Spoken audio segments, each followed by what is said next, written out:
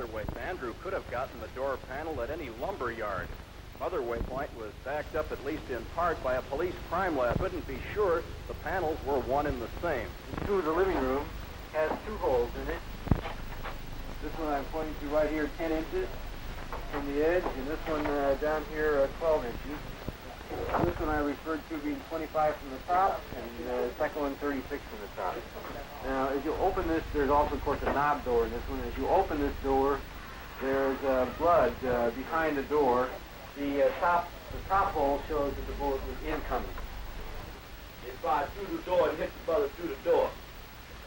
The brother fell here. Most of the blood is dried up, but you can see a little bit of it there and a little bit of it on the floor. The brother was shot 4 or 5 times, so after they came through the door, they shot him again to make sure he was dead. Mr. Montgomery, Dr. Constantino testified today that Mark Clark could not have struggled after receiving that shot through the heart. Now, in your mind, does this contradict the testimony of Officer Davis, who described a struggle? Yes, it seems to me that that was a very startling thing. We also learned that the bullet, which was in fact recovered from Mr. Hampton's body, was a bullet fired out of a carbine by Officer Davis. So that indicates also that Officer Davis may well have walked into that back bedroom, contrary to his testimony, and fired a shot into the body of Fred Hampton at one point in time or other. There were 6 of us assigned to the back door. I came up on the back porch. I placed myself to the right of the door. I put my head down enough so I could hear if there was any conversation in the building.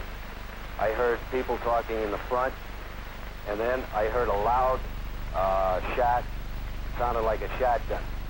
I backed up and kicked the door open. I started in, and before I could get past the threshold, there were 3 shots fired from the rear bedroom. They were directed directly at the back door as I was coming in. I backed out again. Only by the grace of God was one of our, or 2 of our police officers prevented from being killed when they were fired upon as soon as they announced their office and knocking on the door. On December 11th, 1969, the Chicago Tribune carried a story that it characterized as an exclusive version from the state's attorney's office. Why was the disclosure made in the Chicago Tribune? Because that newspaper, the Chicago Tribune, in my opinion, gave a very balanced, fair report of the events that occurred. It has nothing to do with the class of people or the type of people that buy the Tribune as opposed to other papers in the city? Does anybody have a sensible question? Included in the exclusive was a photo carefully circled to show bullet holes supposed to be in the back door. The account that we made public yesterday gives a detailed explanation of what happened in that apartment. I stand wholeheartedly behind it as absolutely accurate. There is one inconsistency in, well, for example... I do not intend to quibble about that account. You intend to get at the truth?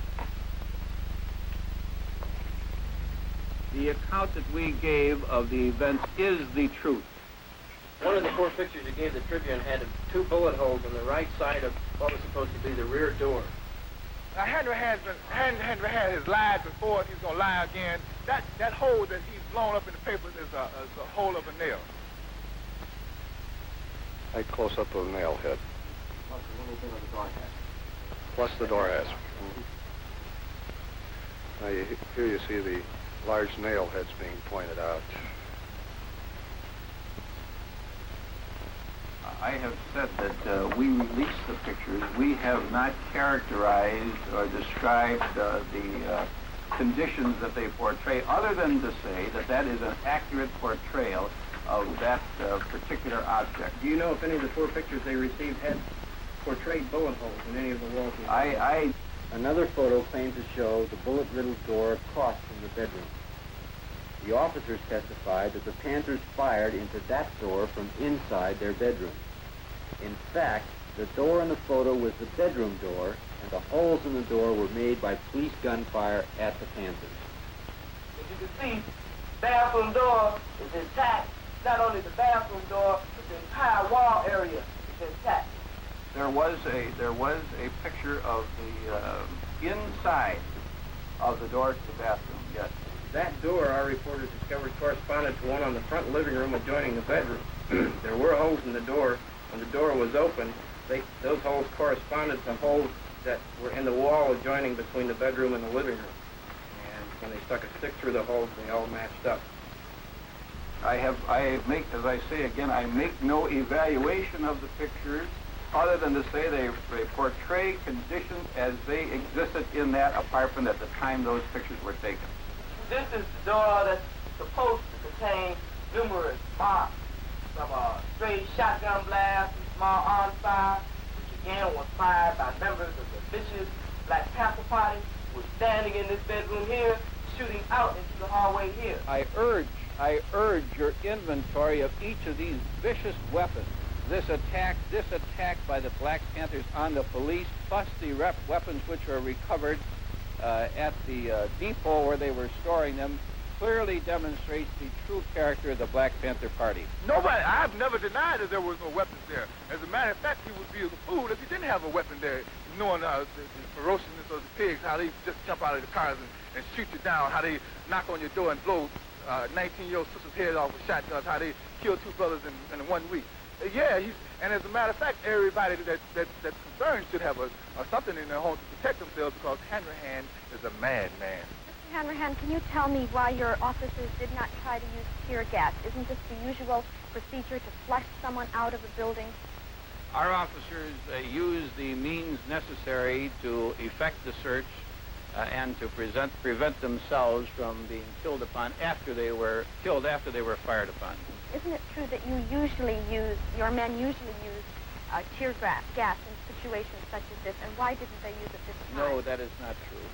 It is not true? They came with murder on their mind, you see. Even if they want to take somebody to jail, it would be a simple matter of just shooting some tear gas and just throw everybody out. Right on.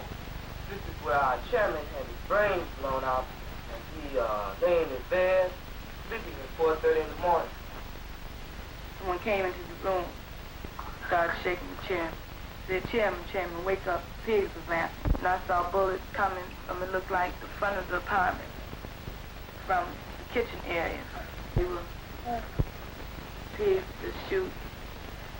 And about this time, I jumped on top of the chairman.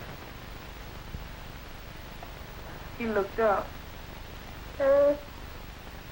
Looked like all the pigs burst at the entranceway to the bedroom area, back bedroom area. The mattress is just going. You could feel the bullets going into it. I just knew he was dead, everybody in there. When he looked up, he didn't say a word. He didn't move, except for moving his head up. He laid his head back down to the side like that. He never said a word. He never got up out the bed. The person who was in the room, they kept hollering out, stop shooting, stop shooting. We have a pregnant woman or a pregnant sister in here. At that time, I was 8.5 to 9 months pregnant. My baby was to be delivered in 2 weeks. Pigs kept on shooting. So I kept on hollering out. Finally, they stopped. They pushed me and the other brother by the kitchen door and told us to face the wall. Heard the pig say, he's barely alive, he'll barely make it. I assume they were talking about Chairman Fred. So then, they started shooting the pigs, they started shooting again. I heard the sister scream. They stopped shooting. The pig said, he's good and dead now. The pigs were running around and laughing. They were really happy, talking about Chairman Fred is dead. Saw Chairman Fred again. Inflammatory statements and false charges against our office have been made by spokesmen for the Black Panther Party and others, despite the fact that the speakers had no reliable knowledge about the occurrence. Well, the best account that I can give is the room that I was in and the actions of things surrounding me personally, First thing I remember when I woke up was a knock on the door, and it was only a matter of seconds. In fact, I'd say it was less than 5 seconds that I heard, you know, shots. Now, the thing that struck me was that I not only heard shots, but I can see plaster coming out of the walls in my room. So I knew the bullets were coming through the room that I was in. I stepped over and I put the machine gun still on single fire, and I started from the left side of the wall, coming across, watching where the rounds were hitting, and I went over the girl's head, down on the other side of her, and continued fire across this wall. One strange thing about this wall is this: state attorneys and stop rating pigs say that they fired numerous slugs going up and downward motion, attempting to avoid hitting the people in the apartment here. You notice that all these slugs are on a straight line. You also notice that all were fired at a low level, at about bed level. Next thing I remember is someone, I think it was one of the pigs, told us to come out of the room, but there were still shots being fired. Now, I didn't know at this here time that people were coming through the back door, but I took it that shots were being fired in the back of the house and at the front of the house. And, you know, they were all coming through the walls. The walls were nothing but plasterboard. You know, a bullet come through the front of the house, it would go all the way out the back. Somebody told us to get out, but I remember we were so afraid and bullets were still coming that we remained on the floor. I heard another pause, and then one of the pigs told us that if we don't come out, he was going to put something in there that would really get him out. The idea came in my mind that he was going to shoot tear gas or something in there. We realize that there are still some people remaining in the front bedroom. We don't know whether they're injured or not. So I plead, and I conjure, I beg them to come out. Please come out with your hands out, throw out your weapons. But the next thing I heard was a barrage of shots, real fast. And, you know, we were hit this time. I started with the gun, still on single fire, being very careful and watching where each round hit on the wall. I walked them around the girl sitting on the bed and brought it all the way across the wall again.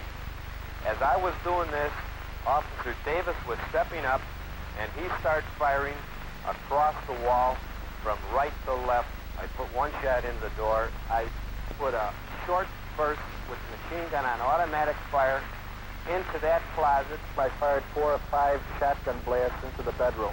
The second form, still coming up, caught a blast as the gun came further across the room. They told me, you know, to get up and walk. And I told them I couldn't. And then I think they hit me or did something. They told me they would kill me if I stayed there. So I kept trying. I managed, you know, to get up, and I made a little hop. And I finally hopped out, you know. I am taking the word of our policemen over what we understand is supposed to be a version provided by defense attorneys and by the occupants of the apartment. I was hit 5 times. I was hit 2 times in the stomach, 1 time in the leg, and I was hit, grazed in each hand. Yeah.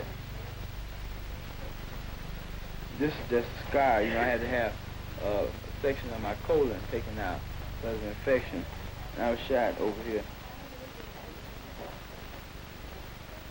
I expect the general public to recognize the quality of these men's work, and the political consequences can take care of themselves.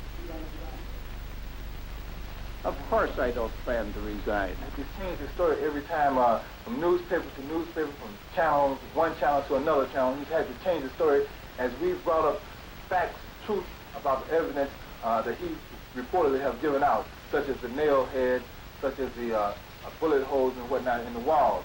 And it's only my conclusion is that Hanrahan, if he wanted to give an objective opinion about what happened here that morning, he would have to come to this apartment and find out, because he's dealing in a whole lot of subjective analysis, because the man haven't come to the apartment to find out what really did go down in the apartment. And we invite Hanrahan here to see for himself the evidence that we have shown to the masses of people and to the public.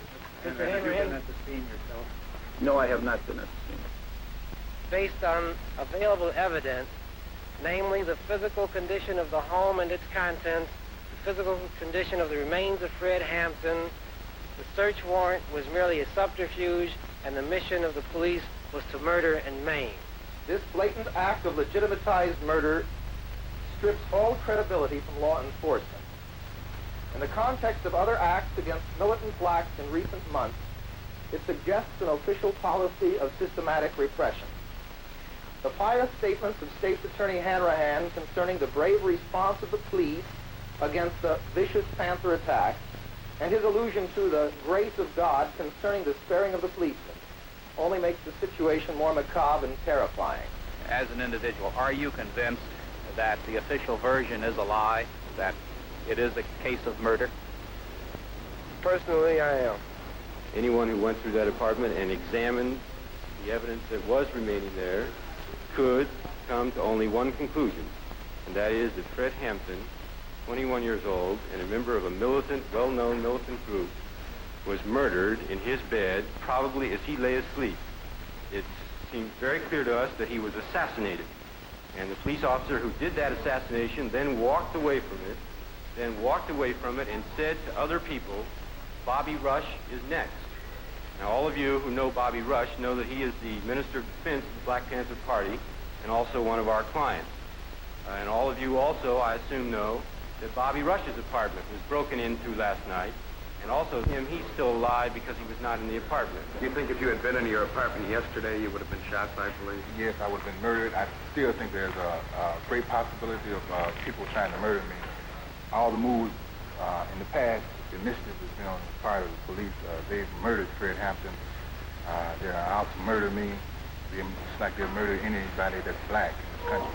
You think there's going to be retaliation then by the Panthers? There won't be any retaliation by the Panthers. I think that time will come when the people themselves will take the power that belongs to them into their hands and move to guarantee life, liberty, and the pursuit of happiness. We will not be forced underground until the people, we really feel satisfied that we've done our duty, performed our duty to educate the masses of the people to the injustices that the power structure inflicts upon poor people in this country. All the mass demonstrations that young people endorse, this is happening right now. Bobby, what's the next move for you personally? There's no personal anymore. I'm the people's man, so I do whatever the people decide. There's nothing personal about it whatsoever. And the Panthers will be there to serve the people in the end. Okay. Thank you very much. Of course, numerous people have attempted to make formal and informal investigations with a report by the grand jury for the Federal District Court in the Northern District of Illinois. Then I quote, "This report contains the findings of the grand jury after hearing nearly 100 witnesses and considering over 130 exhibits, including police records, photographs, moving pictures, transcripts of testimony before other bodies, voluminous investigative and scientific reports, and reports of investigative interviews with over 100 potential witnesses who were not called." And of course, among the main witnesses before the federal grand jury were the 14 raiders in the apartment, the police officers who were assigned to the state's attorney's office. The report tells us, contrary to some of their testimony prior to the grand jury proceedings, the report tells us that at 4 a.m. on December 4th, Sergeant Gross briefed the 13 assembled officers and told them the location of the raid and that Panther arms were involved. That they were Black Panthers? No, we didn't. We just knew that, or we were informed that there were guns and contraband in the building. Did you have information that indicated that Fred Hampton might be there? Not to my knowledge. You just knew that there were guns and possibility of that these may have been Black Panthers? All we knew is there were guns in there. At this point, it appears that the people who are deceased were in the gun battle? Oh, they were definitely in the gun battle. I mean, they were firing at police? Yes, sir. We saw the shots coming out of the two bedrooms. Sergeant Groth, of course, from the beginning claims, along with his fellow officers, that a shot had been fired by a young Panther woman in the far corner of the living room door as the officers entered the door. The report, however, explains the impossibility of this account given by the officers. Reading again now from the report from page 181, it says, Groth, Davis, Jones, and Gorman, those are all officers, all insist that a shot was fired by Brenda Harris at them as they came in the door. None of them could explain what had become of this shot, and it is not possible to draw a line from the southeast corner of the living room, where Harris was said by Davis and Groth to be on the bed holding the gun, out through the living room door, the entrance hall door, and the outside door. There are no holes in the west wall of the apartment. Officer Carmody, when you knocked on the door, what happened? Well, I didn't actually knock. I heard our officers at the front announce their office and shots fired. So I kicked in the back door, and as soon as the door opened, I could see shots being fired at us at the back door. You have any idea how many shots were fired? Quite a few. I have no idea. You have any idea over how long a period the gun battle ensued? It seemed like an hour to me. Of course, the raiders would have us believe that they approached the apartment in a gentlemanly fashion. That they were attempting to save human life. They knocked on the door and they announced their purpose. They fired no shots until they were fired at. They called for a ceasefire on at least 3 different occasions. Thereafter, 3 times, Sergeant Groth ordered all his men to cease firing and told the occupants to come out with their hands up. Each time, one of the occupants replied, "Shoot it out." And they continued firing at the police officers. By their own testimony, they admit that for 12 minutes, for 12 solid minutes in those early morning hours, there was gunfiring in that apartment. And yet the federal grand jury concludes that only one possible shot could have come from a Panther weapon. And that shot could have come through the door by a man who had just been shot in the heart. They would have us believe that even though there was only one Panther shot, they called for a ceasefire on 3 different occasions and didn't get it, so they continued their firing. The great variance between the physical evidence and the testimony of the officers raises the question as to whether the officers are falsifying their accounts. Those officers fired 99 shots through the walls of an apartment where they knew people were sleeping. Murder is defined in Illinois as follows. A person who kills an individual without lawful justification commits murder if, in performing the acts which cause the death, he knows that such acts create a strong probability of death or great bodily harm to that individual or another. Federal grand jury comes to its conclusions. Unquestionably, the raid was not professionally planned or properly executed, and the result of the raid was 2 deaths, 4 injuries, and 7 improper criminal charges. In spite of those conclusions, the report then goes on to say, the physical evidence and the discrepancies in the officers' accounts are insufficient to establish probable cause to charge the officers with a willful violation of the occupant's civil rights. I want you to know that I want you to think. If you ever think about me, and if you think about me niggas, and if you ain't gonna do no revolutionary act, forget about me. I don't want myself on your mind if you're not gonna work for the people. Like we always did, if you actually make a commitment at the age of 20, and you say, I don't want to make that commitment only because of the simple reason that I'm too young to die, I want to live a little bit longer. What you did already. You have to understand that people have to pay the price of peace. If you dare to struggle, you dare to win. If you dare not to struggle, then goddamn it, you don't deserve to win. Let me say peace to you if you're willing to fight for it. Let me say it in the spirit of liberation. I've been gone for a little while.